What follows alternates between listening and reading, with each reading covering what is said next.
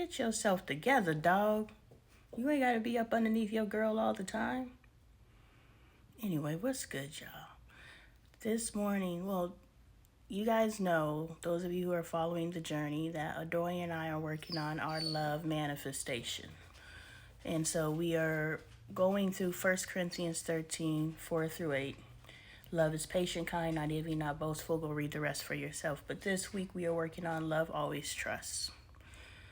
And when I was reading like the tail end of the verse where it's just like always protects, trusts, hopes, perseveres, I was like, those are easy. Those are going to be easy to do because like I trust the people I love. But, Jesus' Sermon on the Mount talks about, even the pagans love the people they love. It's your work to love the people that you don't love.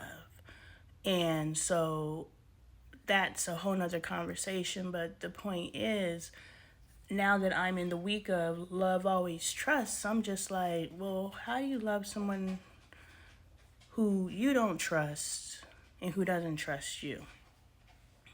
And in that respect, that's my husband, because when I started this journey, I was just like, the world, I have to be patient with the world, I have to be kind to the world. And then I was like, let me drill this back and make this meaningful and purposeful to me so that I can actually apply it daily. Who am I struggling with manifesting love towards? I love this kid. She's easy. The person that I am struggling with manifesting love with, I gotta try to straighten my crown out. The person I'm struggling with manifesting love with is my husband. And so I began applying all of these attributes. It's on my wall, that's why I keep looking over there. I started applying all these attributes to the most challenging person for me to love within my love spectrum. So I didn't go find somebody outside of me to practice on. I was like, okay, what is the most important relationship to me that I can practice this on? And it has been my husband. And so now we're in a always trust space, and I'm like, I don't even know how to trust him, because I know he's not moving in a trustworthy way. But he doesn't trust me for a multitude of reasons too. And because of victim state and victim mentality, no matter what I do to him, I will be untrustworthy because he doesn't trust me.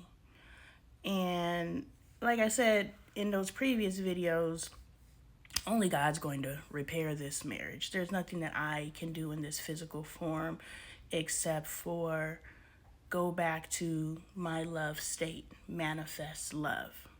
Figuring out how to love someone that you really are trying to get away from is really weird. Gotta figure it out.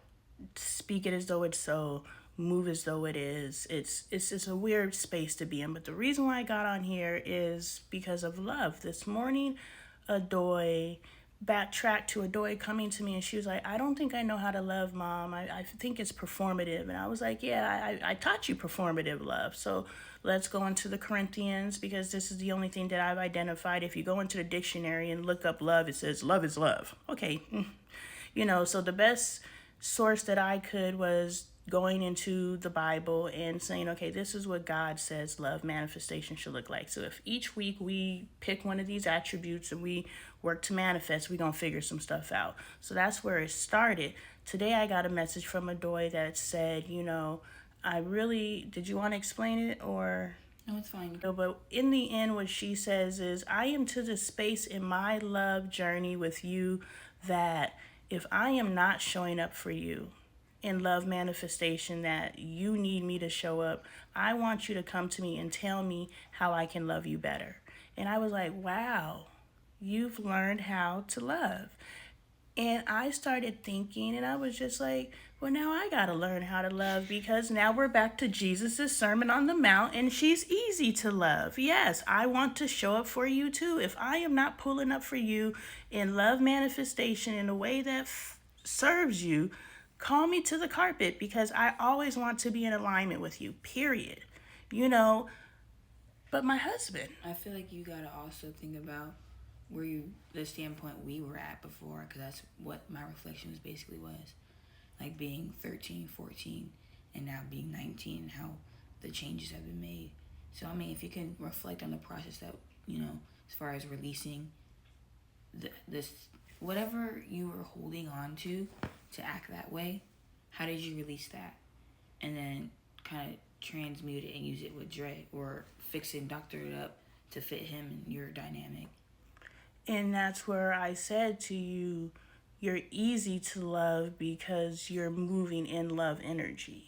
So, how do you love someone who is completely resisting your love manifestation because they want to continue loving how they have been trained to love, which is not love at all? So, my next thing to say is, when you were transitioning, do you think me giving you loving support was the reason why you transitioned, or you were like, I need to stop? Like, what was your, like, did you stop because you were receiving positivity, or did you stop because it was just like, you know what, this is my kid, I can't be having this mentality about that situation anymore?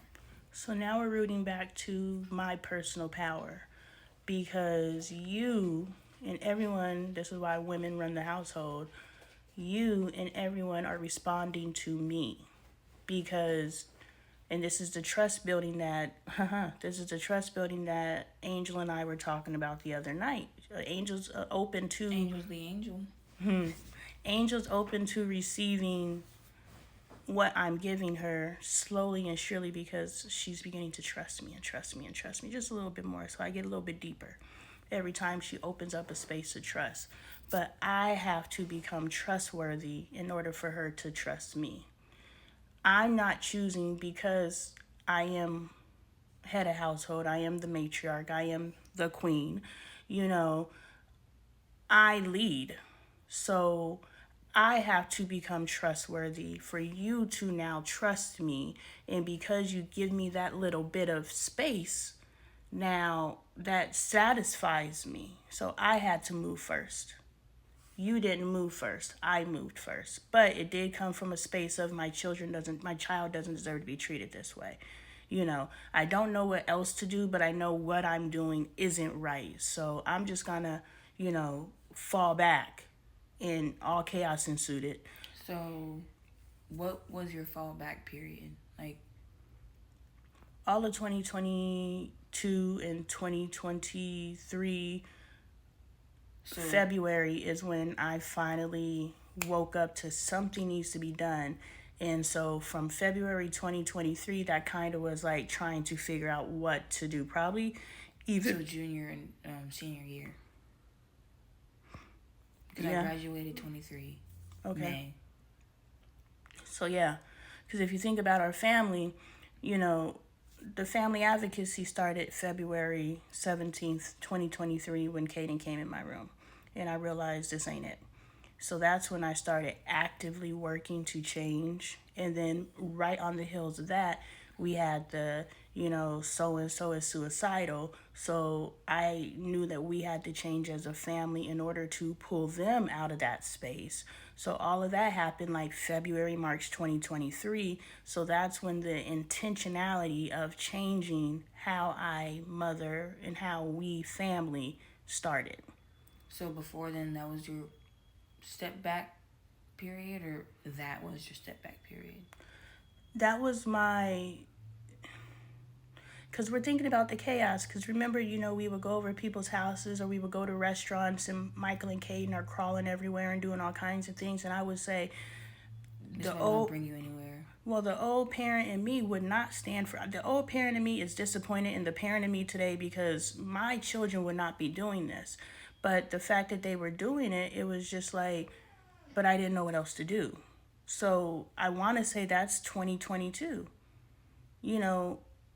Even though I still was with an iron fist, they still were not under the control that I know that I can put forth. You know what I'm saying?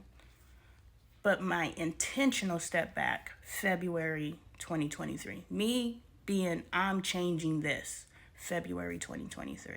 So step back from those behaviors, not step back from dynamic that you're in. Because I feel like when you're saying step back, it makes me feel like you're not stepping back, you're stepping forward. And we'll be back.